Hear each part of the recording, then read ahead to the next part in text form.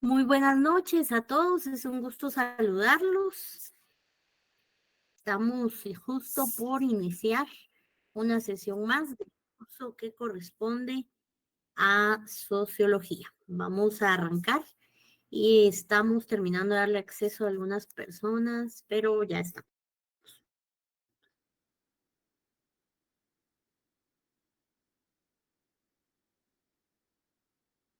Muy bien, siempre se deja un espacio para poder solventar cualquier duda, bien sea sobre la temática abordada en la noche o bien sobre algún tema propio del giro del curso. Entonces, vamos a estar dejando como siempre ese espacio al finalizar el curso. Así que vamos a iniciar.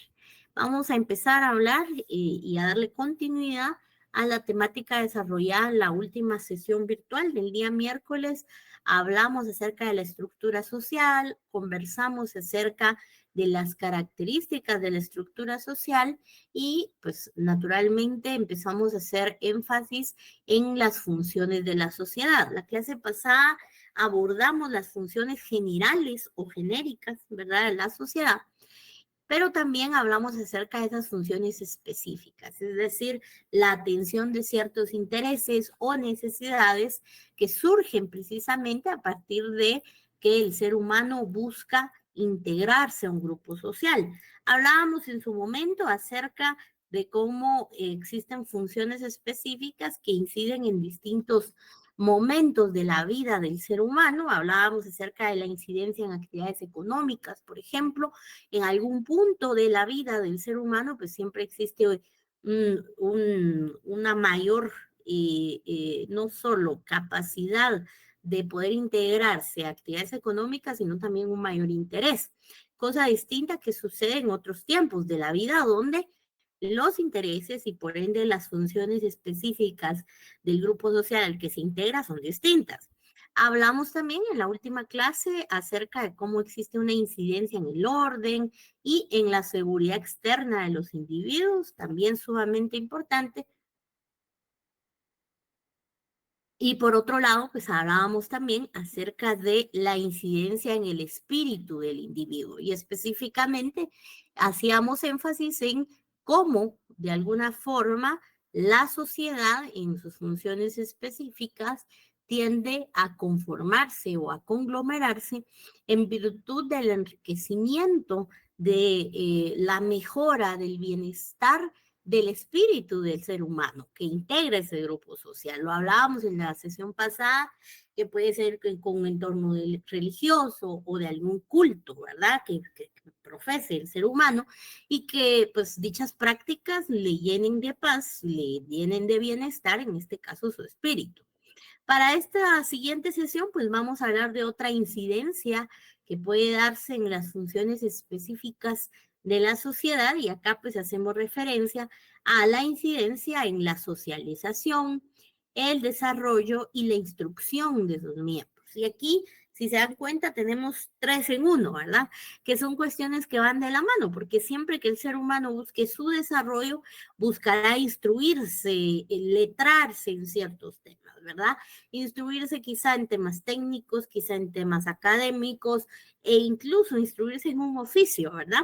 O en una serie de prácticas o costumbres.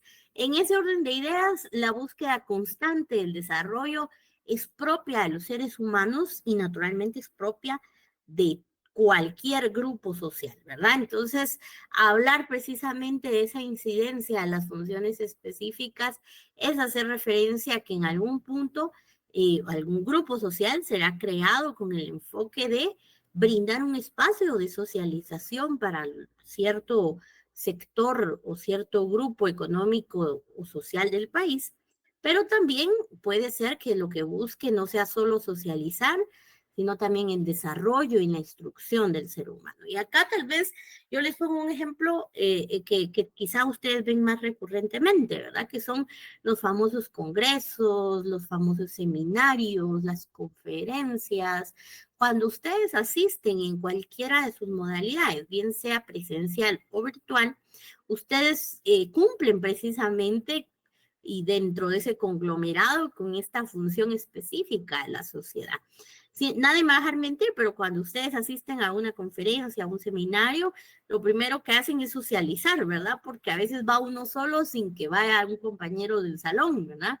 Entonces, conoce uno una nueva persona, conoce a los panelistas, se conoce también a las personas que en algún momento pues son disertantes o que son organizadores y naturalmente dentro del entorno, al ámbito en el que se esté desarrollando la conferencia o bien el seminario, pues ustedes se instruyen, ¿verdad? Dependiendo de la temática que les interese. Algo importante es que esa instrucción va aparejada al desarrollo. Cuando ustedes buscan prepararse cada vez más en cierto ámbito del derecho, naturalmente están buscando desarrollarse profesionalmente hablando. Por otro lado, hablamos acerca de cómo existe una incidencia en el descanso y las diversiones de los individuos. En muchas ocasiones se dan la formación de grupos sociales derivado precisamente de la necesidad de tener un descanso, de tener una distracción por parte de cierto grupo social, ¿verdad? En algún momento, y nadie me dejará mentir, quizá alguno de ustedes se ha integrado a algún grupo, por ejemplo, como los Boy Scouts, que tienen como ciertas misiones, digamos, dentro del punto de vista no solo recreativo, sino de formación de carácter, ¿verdad? Y formación de ciudadanía y civismo. Entonces, muchos de acá quizá a los fines de semana se unen a un grupo de teatro, a un grupo, qué sé yo, de intercambio de experiencias en ciertos temas, entre otras situaciones, ¿verdad? El ser humano también busca integrarse a ciertos grupos que le brinden precisamente un descanso no solo físico, sino también mental, fuera de la rutina diaria, ¿verdad? O bien que propicie su diversión. ¿Cuántos quizás se han organizado para ir a un concierto, para sumarse, por ejemplo, a una actividad? Máximo, estamos, por ejemplo, en una fecha tan conmemorativa como ya son las fechas previas al 15 de septiembre, en donde quizá muchos andan organizando ya ir a traer la antorcha mañana, ¿verdad? Que mañana es un día especial para el país y que muchos van a estar en ese tema, ¿verdad? Entonces, ese es un gran ejemplo. Ahí mucha gente se conglomera, se asocia y quizás no son amigos de siempre, pero en la oficina ya saben quiénes son los que van por la antorcha, ¿verdad? O en el colegio, ya saben, en la escuela, en la universidad, incluso pues ya saben quiénes se organizan para eso. Entonces, sabemos que las funciones específicas entonces de la sociedad van a ser aquellas que van a atender muy particularmente necesidades del individuo. Siempre la función específica de la sociedad va a ser el por qué los seres humanos se conglomeran precisamente en ese grupo social, bien sea por un interés o por una necesidad, a diferencia de las funciones generales que simplemente surgen por el hecho de ser parte de un grupo social. Así que vamos a continuar con la siguiente diapositiva y esta nos habla y nos recuerda el concepto de estructura de la sociedad, que ya lo venimos conversando desde la sesión pasada. Y es que cuando hablamos de estructura de la sociedad, como bien lo dice acá nuestra presentación, hablamos acerca de un orden, de una organización, específicamente de los miembros de un grupo social y hacemos énfasis en que esa organización le otorga un lugar especial que ocupa cada uno de sus miembros, ¿verdad? Para alcanzar un fin en común. Por eso acá, al inicio de esta diapositiva, recordamos que la estructura de la sociedad es una forma, es un modo en que, pues, de alguna manera, la sociedad dispone relacionarse para satisfacer sus necesidades. No debemos olvidar un concepto importante que es el individuo. Cuando hablamos de individuo, hablamos del hombre. Cuando hablamos del hombre en ciencia, hablamos del ser humano, ¿verdad? El ser humano en particular. ¿Por qué recordamos estos dos conceptos? Porque ahora nuestro programa nos instruye a analizar dos figuras importantes que son el punto de partida de todo grupo social y el ejemplo más sencillo, particularmente hablando de la estructura de una sociedad. Y vamos a hablar entonces de el parentesco y la familia. Y como lo colocamos acá, primero vamos a hablar de la familia y luego vamos a hablar del parentesco. Dos temas que quizá algunos dan por sentado manejarlo, pero en algún momento nosotros no le damos la relevancia social que merecen y en muchas ocasiones en el afán de agotar quizá un programa, en el afán de agotar un pensum, pues únicamente lo pasamos como parte de un curso, ¿verdad? Pero hablar de estas dos figuras que por demás está decir, son figuras también jurídicas, son figuras sociales, ¿verdad? Por eso es que cuando hablamos de la familia, vamos a hablar precisamente de una institución jurídico-social. Y jurídico porque naturalmente a partir de la consagración de la familia en nuestra constitución, en nuestro Código Civil y demás ordenamiento jurídico guatemalteco, pues vamos a encontrar precisamente la legalidad de la existencia de esta figura. Pero más allá de la importancia legal, que es sumamente grande, existe una incidencia en la práctica social del por qué la familia debe ser consagrada, debe ser cuidada y naturalmente debe ser entendida por todos nosotros. Solamente les pido un minuto, tengo bastantes personas pidiendo acceso, entonces me voy a apagar acá un ratito la presentación.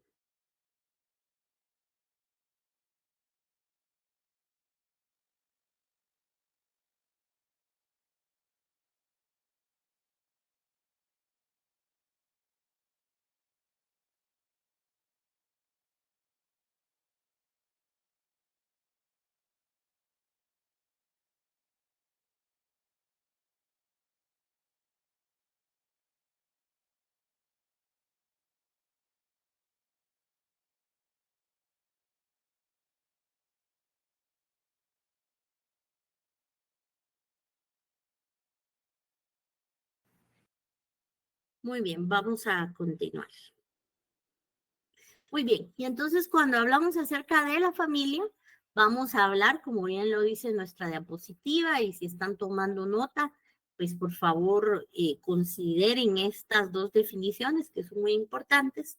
Cuando hablamos de la familia desde una óptica un poco menos civilista y más social, pues vamos a hablar siempre de un grupo de personas que van a poseer un grado de parentesco y pues que conviven como tal, ¿verdad? Conviven como un clan, como un grupo unido y que de alguna manera ese grado de parentesco se genera no solo una afinidad, sino una vinculación jurídica entre sí. Si quisiéramos ser más de la óptica social, hay otra definición más sencilla que nos dice que la familia pues es precisamente la unidad social mínima constituida por el padre, la madre y los hijos. Y vean qué importante esta definición para la óptica social, ¿verdad? Porque nos dice que es una unidad social mínima. Vean cómo a nivel de la familia se constituye el primer modelo general de una estructura social y naturalmente de una sociedad con todos sus elementos vigentes. Claro, en este caso, en el caso de la familia, hay una unidad que se constituye precisamente por el padre, la madre y los hijos y que esa unidad es por causa del parentesco que surge entre sí. Por eso es necesario hablar de otra figura importante, que es una institución jurídico, pero también social, denominada parentesco. Y acá hablamos acerca de que ese parentesco es un vínculo, y al hablar de un vínculo hablamos de un anclaje que puede haber entre un ser y otro. Si usted va caminando por la calle y se cruza con X o Y persona, ustedes no van a estar anclados o no van a estar unidos a esa persona por el simple hecho de cruzarse, ¿verdad? Sin embargo, cuando hablamos del parentesco, naturalmente hablamos de esa necesidad de un vínculo que puede darse, bien sea por consanguinidad o por afinidad o bien por adopción. Cuando hablamos por consanguinidad, hablamos de ese vínculo que es natural, ¿verdad? Que surge precisamente de la descendencia de un mismo padre y madre, ¿verdad? O en su caso del que sobreviva, de cualquiera de ambos. Entonces, hablar acerca del vínculo por consanguinidad es naturalmente hablar acerca de esa conexión que existe por la descendencia o la ascendencia hacia una persona, biológicamente hablando. Cuando hablamos de ese vínculo por afinidad, pues vamos a hablar acerca de que voluntariamente se ha decidido contraer un vínculo con alguien, y esto surge precisamente con lo que en sociedad se conoce como la familia política, ¿verdad? La esposa, el esposo, la familia, el esposo y la esposa, es decir, voluntariamente se ha constituido el vínculo jurídico del parentesco a través de su manifestación de voluntad en un matrimonio. Y naturalmente esto ha aparejado como ejemplo, además de eso, en el tema de la adopción.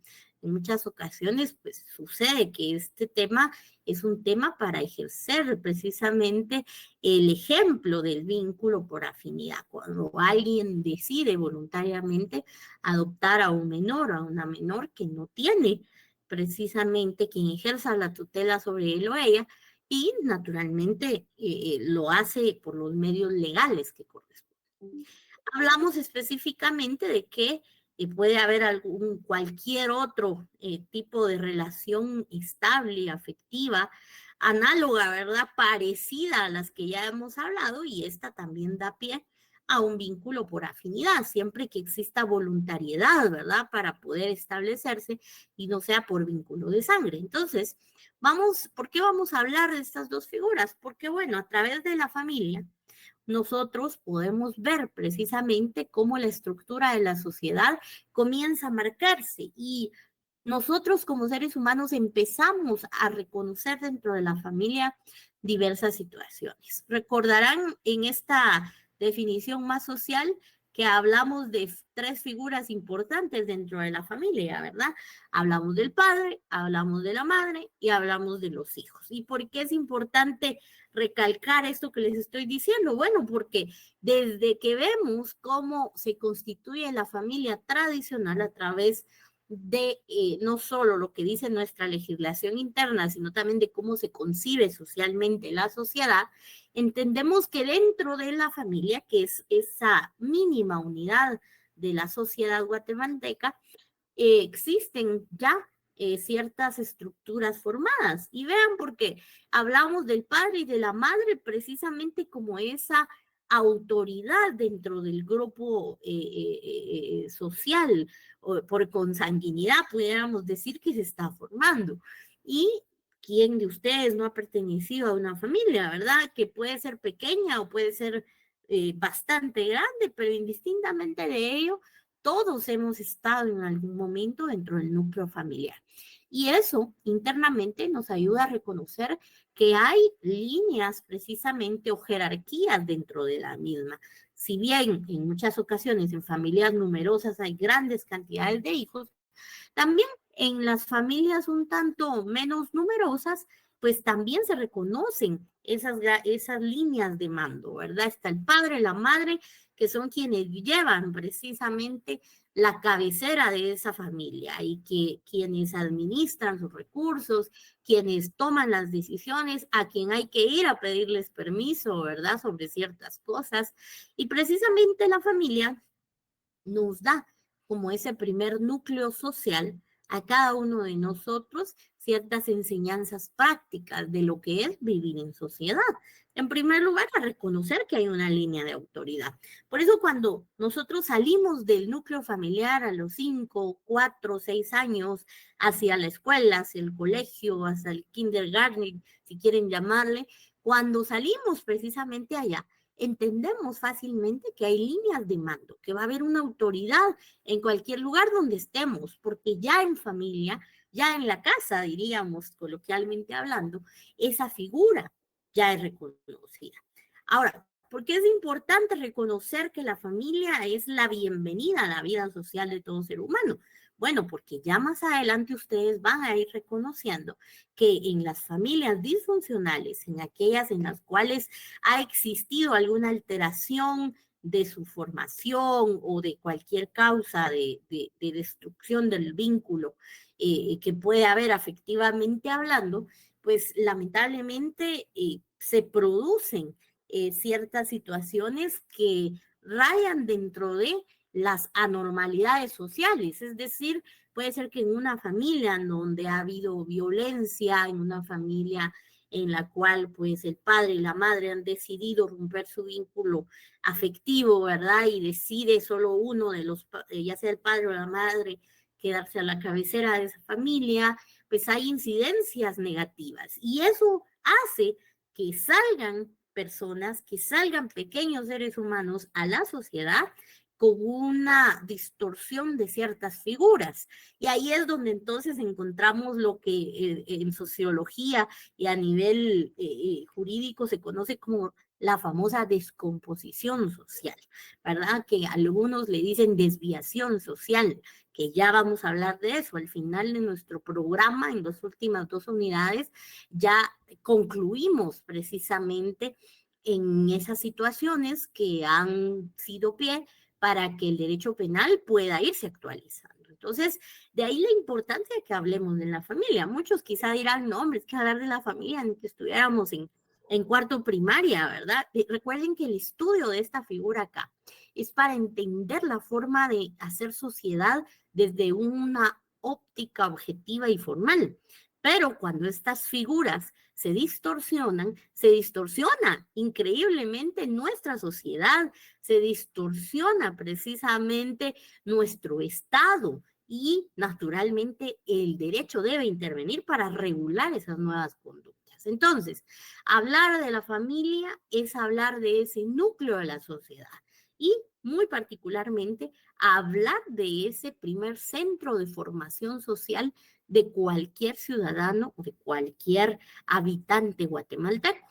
¿Y por qué hablamos del parentesco? Bueno, porque la figura del parentesco es un punto de partida precisamente para que una familia pueda ser en algún punto una familia en la cual pues puedan cumplirse ciertos postulados, ciertos objetivos del rol de la misma. Es decir, a través del parentesco usted determina precisamente en qué grado de familiaridad está con alguien. Puede ser que si hay consanguinidad, se puede determinar si es un grado directo, como ejemplos hace un momento, padre, madre, hijos, o bien si ya vamos a través de los grados entendiendo el nivel de parentesco que pueda existir. No voy a ahondar en el tema de hablar del parentesco por afinidad y por consanguinidad y su gradación, porque ha sido un tema que ustedes ya han agotado en derecho civil.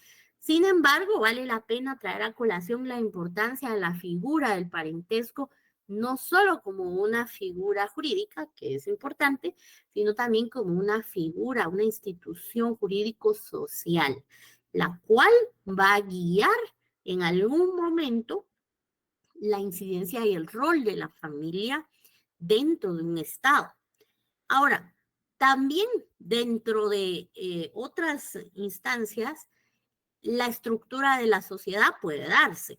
Hablamos de la familia como esa figura por excelencia eh, principal para hablar de la estructura de la sociedad, porque es una figura que ningún ser humano ha podido evadir en poder vivirla. Si bien en algún momento alguien por alguna situación no cuenta con su padre o su madre, siempre va a tener con quién crecer y con quién hacer familia.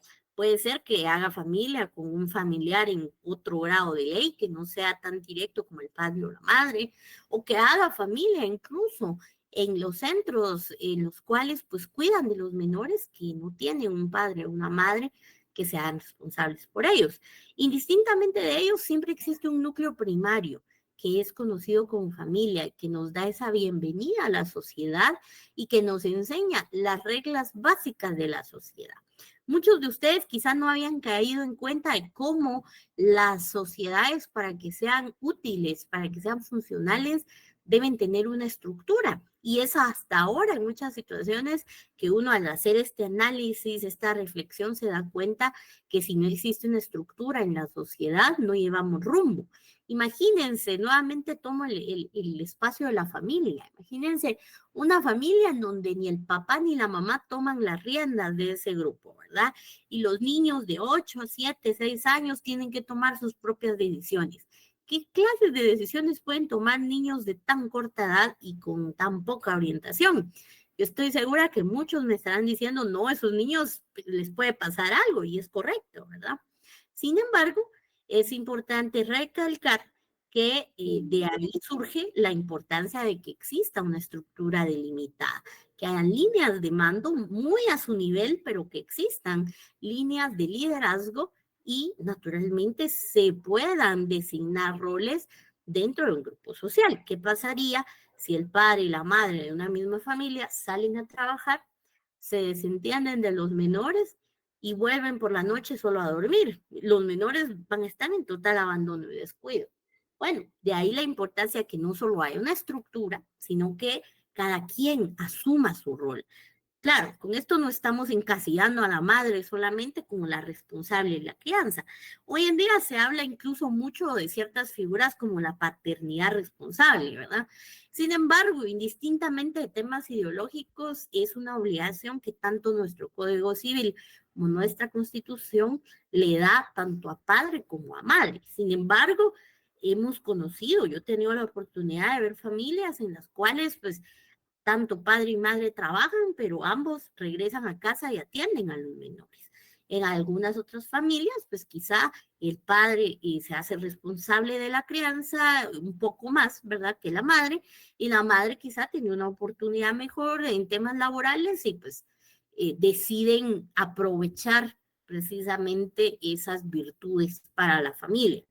O bien el padre encuentra una mejor oportunidad económica, él se involucra, pero menos en el proceso de crianza, y es la madre la que lo hace. Pero indistintamente de ello, lo importante es que siempre en una estructura social, en un grupo social, para que sea funcional, para que sea útil, para que alcance su cometido, es importante determinar estructura y además de estructura, determinar muy particularmente roles.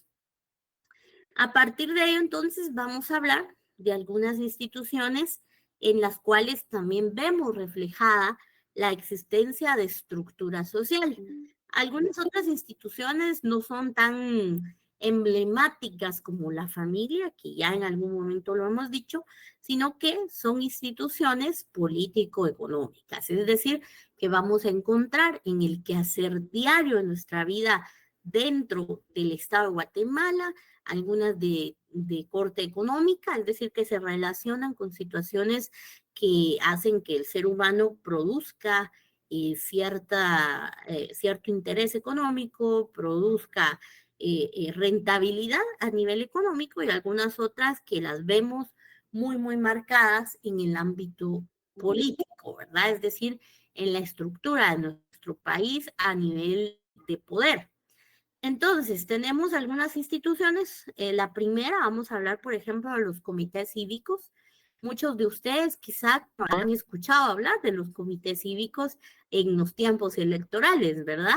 Y bueno, los comités cívicos son precisamente organizaciones políticas que consagran nuestra ley electoral y de partidos políticos y que precisamente surgen para constituirse y para trabajar por participación dentro de las elecciones del Estado de Guatemala, específicamente para el tema de alcaldías. Los comités cívicos únicamente pueden postular alcaldías y estas organizaciones políticas surgen a ese nivel porque las campañas o las situaciones de elección de poder dentro del tema de corporaciones municipales casi siempre es de participación ciudadana. ¿Eso qué significa? Que casi siempre no se tiene disponibilidad económica para o de ciertos fondos o de ciertos patrocinios para poder hacer una divulgación más grande a diferencia de un partido político. Entonces, la figura de comité cívico surge como una figura o una organización política muy, pero muy noble, en el sentido de que únicamente postula, en este caso, pues a candidatos a la alcaldía. En este caso, pues hablamos no solo del candidato a alcalde, sino de toda su corporación municipal. Recordemos que en estos comités cívicos, aunque no son partidos, existen directivas, existe un órgano que toma decisiones cuentan con ciertos roles y socialmente hablando tienen un rol de participación ciudadana. Entonces, los comités cívicos, pudiéramos decir, son de primera mano un buen espacio de participación política a nivel local.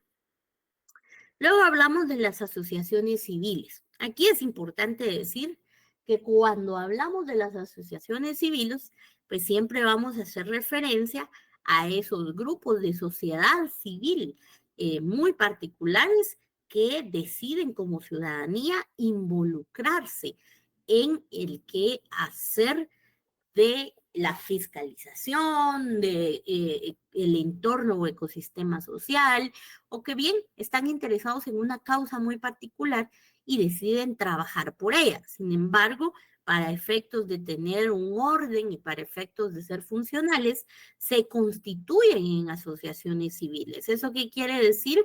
Que tienen una directiva, que tienen un órgano que maneja fondos, que tienen un órgano, una organización interna para llevar a cabo proyectos, para ejecutar los fondos que reciben y naturalmente para producir resultados sobre la causa que les interesa.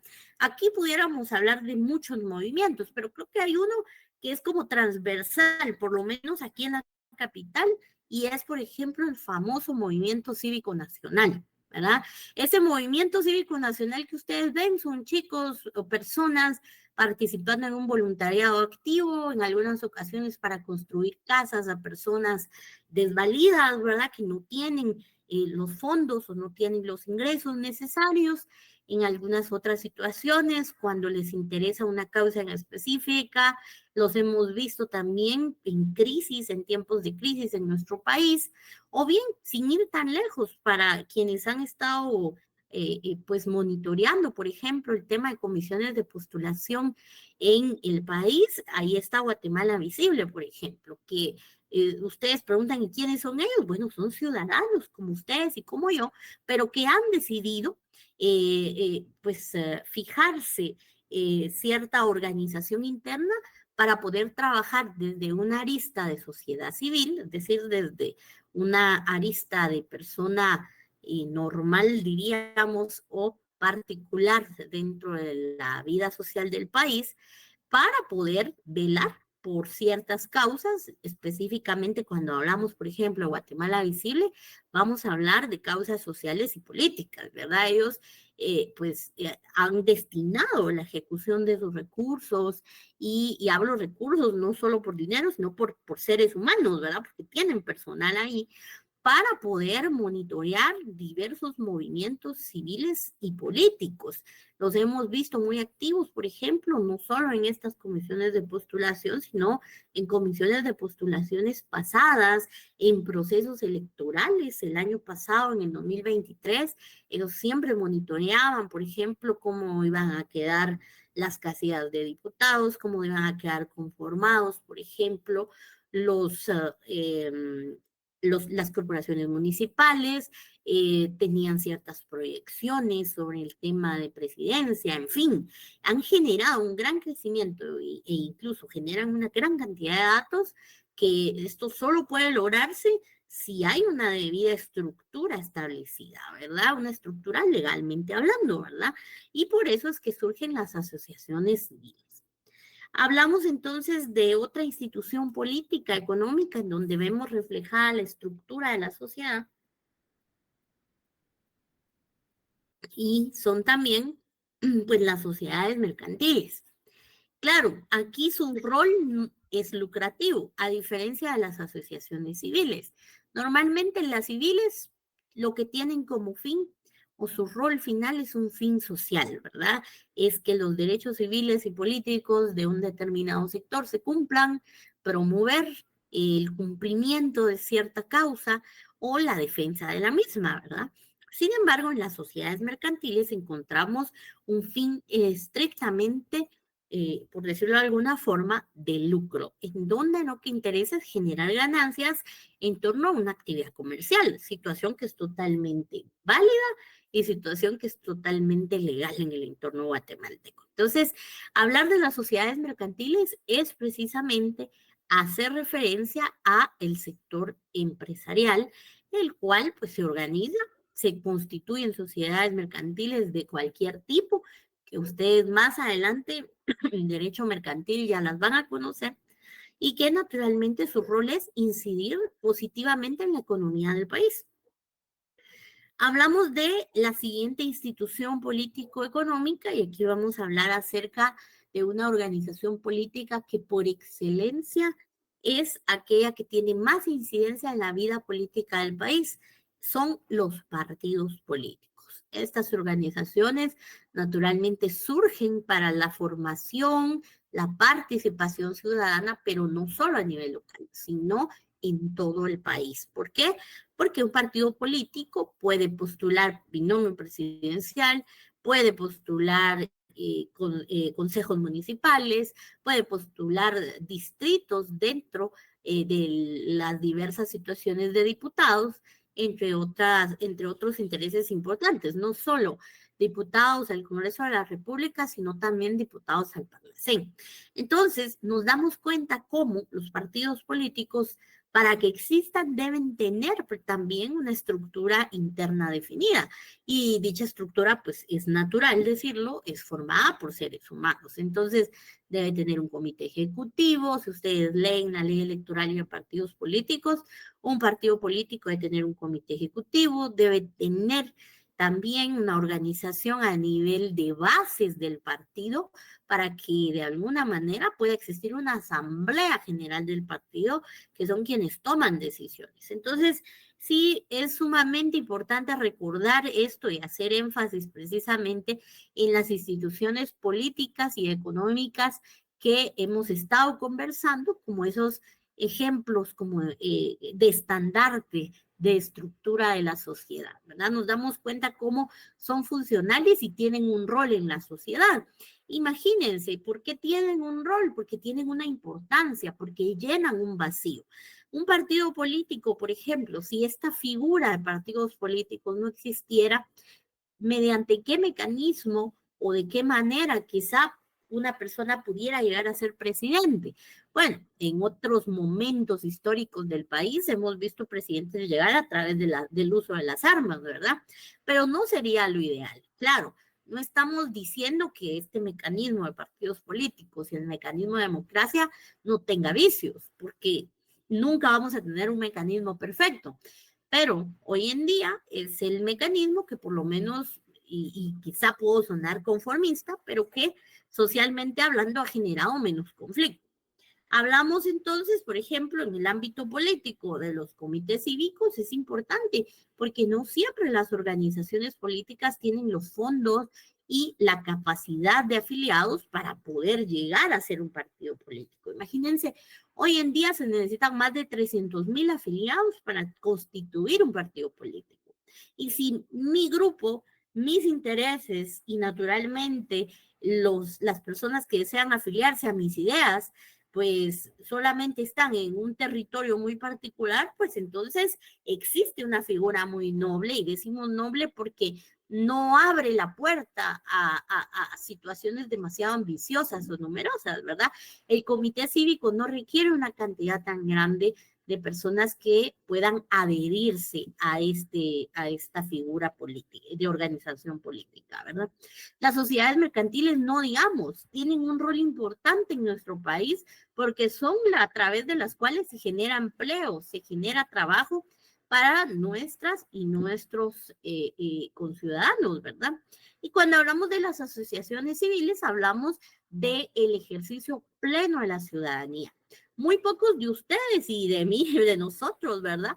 Pues hemos tenido la conciencia de cómo la Constitución nos llena de facultades. La Constitución nos obliga a velar por el cumplimiento de la misma. En el 135 de la Constitución ustedes encuentran las obligaciones que tenemos como ciudadanas y ciudadanos, nuestros deberes y derechos civiles y políticos. Y si los leemos a detalle, nos damos cuenta que estos de alguna manera nos llevan precisamente y nos orientan a defender la Constitución, a defender precisamente el Estado de Derecho. Y muchas veces no lo hacemos, aunque tenemos esa facultad. Ustedes y yo, en donde sea que estemos, siempre en el territorio guatemalteco, Como ciudadanas y ciudadanos tenemos ese deber. Sin embargo, y lamentablemente, pues es un deber que nosotros hemos decidido en muchas ocasiones no utilizar o no ejercer, ¿verdad?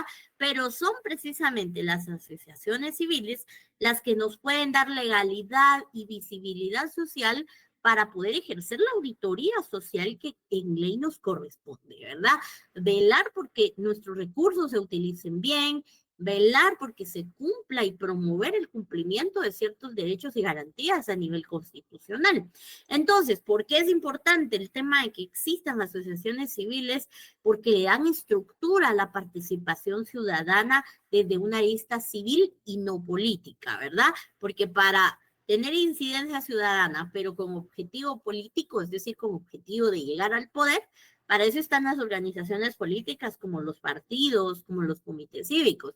Pero si solamente deseo ejercer esa función que tengo delegada por la Constitución para defender precisamente mis deberes y derechos a nivel de ciudadana, pues lo puedo hacer a través de una asociación civil.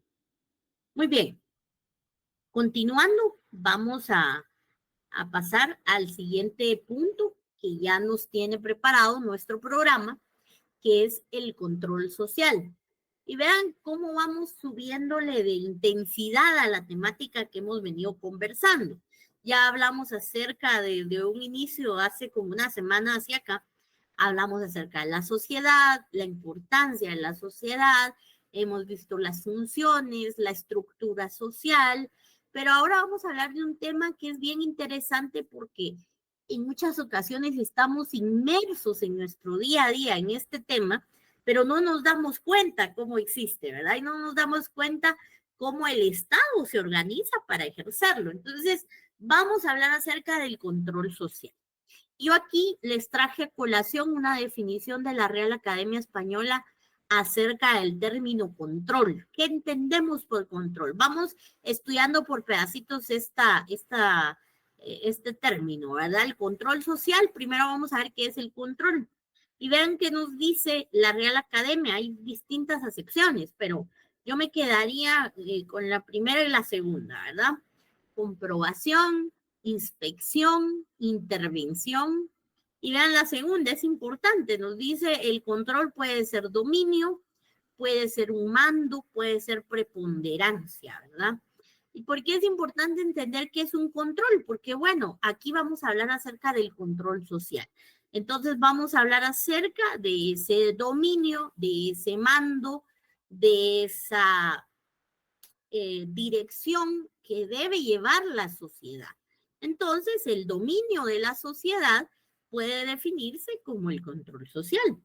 Cuando hablamos de sociedad, yo se los recuerdo acá, conjunto de personas, de pueblos o naciones que viven bajo normas comunes. En este caso, si hablamos de nuestro país, nuestro conjunto es de personas y todos vivimos bajo normas comunes.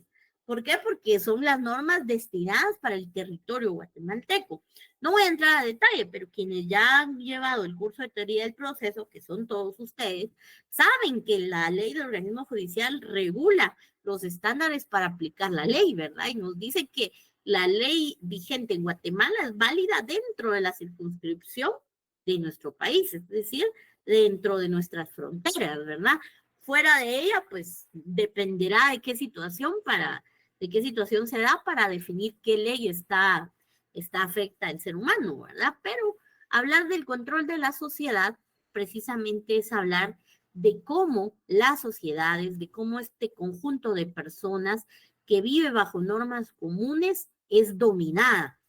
Y vean que quizá el término dominar va a sonar muy fuerte, pero cambiémoslo de dominar a, por ejemplo, mando, cómo mandamos a la sociedad. Y si se dan cuenta en figuras tan básicas como la familia, existe un padre, existe una madre que ejercen ese dominio, ¿sí? Que ponen las reglas dentro de ese grupo familiar para que los hijos puedan convivir, para que las hijas, los hijos puedan convivir y puedan, de alguna manera, como bien lo dice acá, convivir bajo normas comunes, es decir, bajo una equidad y una igualdad. ¿Por qué hablamos de eso? Porque ahora vamos a ver cómo la familia es ese pequeño núcleo que ahora vamos a ver ejemplificada ya en la vida de un grupo social.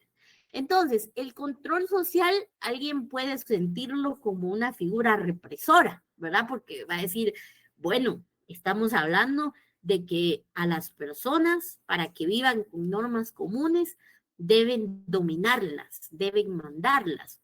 Pero vean, vivir en sociedad siempre va a implicar que alguien tome el poder. Es algo inherente al ser humano. Yo estoy segura que muchos de ustedes llevaron el curso de ciencia política. Todos tuvieron que haberlo llevado. Y cuando hablan en ciencia política acerca de la política, hablan de esa ciencia que busca encontrar, alcanzar y mantener el poder. Y fíjense que hablar del poder es precisamente hablar de una ambición interna del hombre. Fíjense que más adelante vamos a tener un espacio de lectura en otra etapa del curso, en donde ustedes van a leer ciertos antecedentes de cómo el poder desde la época primitiva es algo que el ser humano busca, ¿verdad? Incluso si ustedes compran dos animalitos, por ejemplo, dos mascotas, no sé, dos gatos, dos perros, y los ponen a convivir, siempre va a haber uno que va a dominar al otro, porque es un instinto propio del ser vivo, incluso con las plantas. Si ustedes hacen un sembradío de una determinada planta, van a encontrar que algunas florecen más que otras. ¿Por qué? Porque el poder es algo que siempre se busca. Claro, a niveles, digamos, de estrato eh, mental más bajo, lo que se busca es un poder a través del espacio, ¿verdad? Entonces, si no hay raciocinio, lo que busco es tener yo más territorio. Y vemos entonces cómo los animales a veces marcan sus territorios, ¿verdad? Quienes tienen mascotas, perros, gatos, se dan cuenta que ambas especies marcan sus territorios. Sin ir tan lejos, si alguien tiene por ahí una pareja de canarios, de finches, de animalitos, de aves, ellos también marcan su territorio con su pareja. Bueno, el ser humano, siendo un animal inicialmente hablando, según Darwin, quien ha evolucionado, ha alcanzado una máxima exponencia en su raciocinio, también busca el poder, ¿verdad? Entonces siempre alguien se va a imponer uno sobre otro, ¿sí? Entonces el control social surge precisamente como esa primera teoría de ordenar la forma de alcanzar el poder. Fíjense que el control social, como puede sonar una figura déspota, que lo que busca es dominar a los de abajo, es una figura amigable que lo que busca es darle legalidad precisamente a las formas de encontrar el poder. No es lo mismo llegar al poder a través de una guerra o de un conflicto armado que dura más de 30 años, como lo vivió nuestro país, que llegar al poder a través de la democracia, como es hoy en día. Claro, tiene sus falencias, eso no lo podemos negar. Pero bueno, la forma de dominar a la sociedad siempre va a existir, indistintamente del estado en que ustedes se encuentren. Bien, por temas de tiempo nos vamos a quedar en esta introducción al control social y vamos a dar el espacio para poder responder cualquier pregunta que surja, bien sea del curso, ¿verdad? De lo que hemos conversado hoy o de alguna situación de evaluación, entre otras cuestiones, porque en la última sesión lamentablemente se nos fue la señal. Así que si tienen alguna pregunta, por favor levanten el icono de mano y con gusto les cedemos la palabra.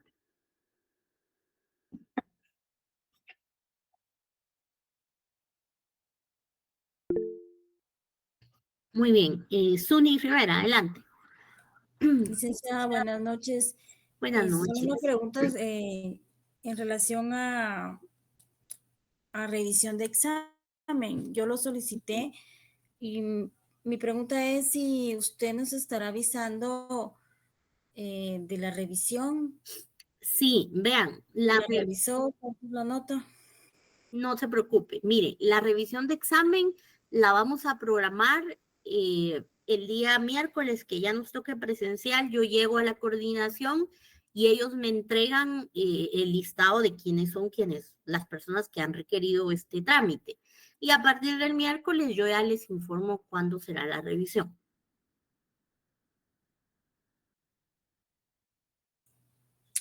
Licenciada, ¿esa revisión usted la hace por su cuenta o los que solicitamos conjuntamente con los que lo solicitan? ¿Cómo es el mecanismo con su persona? Ah, usted dice la modalidad, le comprendo. Fíjese que lo que se hace primero es recibir el listado y dependiendo de la cantidad, vamos viendo qué es lo que conviene. Entonces, no podría decirle exactamente cómo lo vamos a hacer, pero por favor, agreguen su nota quienes quieran su revisión y dependiendo cuántos tengamos, así se va a hacer. Ahora, algo sí es importante decirles y se los advierto porque lamentablemente sucede, ¿verdad? Hay quienes meten la nota y cuando llegan al momento de revisión me dicen, licenciada, es que lo que yo quiero es aprender. Sí, pero el momento oportuno de aprender no es en la revisión. Es decir, la revisión no es una clase extraordinaria, ¿verdad? En su momento, cuando llegamos a la revisión, dependiendo de la cantidad de personas, pues lo que se coteja son las respuestas y se escuchan sus argumentos, ¿verdad? Si no hay nada que hacer, pues tampoco se les va a reforzar, ¿verdad? Si tienen alguna duda, los espacios de preguntas son acá, ¿verdad? Entonces quisiera dejar esa parte clara y por favor, el mecanismo y la fecha lo vamos a definir dependiendo del listado que nos entregue coordinación el miércoles. Muy bien, licenciada, gracias. Muy bien, gracias. Muy Muy bien. amable. Alguien puso aquí una pregunta. ¿Cuántas personas se necesitan para formar un comité cívico? Muy buena pregunta. En este momento no tengo el dato certero, pero sí recuerdo que es un equivalente, si no me falla la memoria, entre un 20 y un 25% de los habitantes de un municipio para que puedan ser personas que se han adherido a este comité. Escuchen el término porque no es lo mismo que afiliarse a un partido. Cuando usted se afilia, usted dice que comulga con sus ideales y usted de alguna manera pues forma parte de las bases de ese partido. Cuando usted se adhiere a un comité cívico, simplemente da el aval como ciudadana de un municipio de que ese grupo cívico pues es un grupo no dañino para su sociedad en el marco específico del municipio donde vive. Ahora, la figura, precisamente el comité cívico nace para eso, ¿verdad? Para ser poco formalista y propiciar esos ambientes de participación cívico-política. Muy bien, ¿habrá alguien más con preguntas? Perfecto. Entonces, nos estaremos saludando el próximo miércoles. Les deseo éxitos, un buen descanso y muchas bendiciones. Gracias, licenciada. Feliz noche. Feliz Feliz noche, noche. licenciado. Feliz noche, Gracias, licenciada. licenciada. Buenas noches. Buenas noches. Buenas noches. Feliz noche. Buenas noches.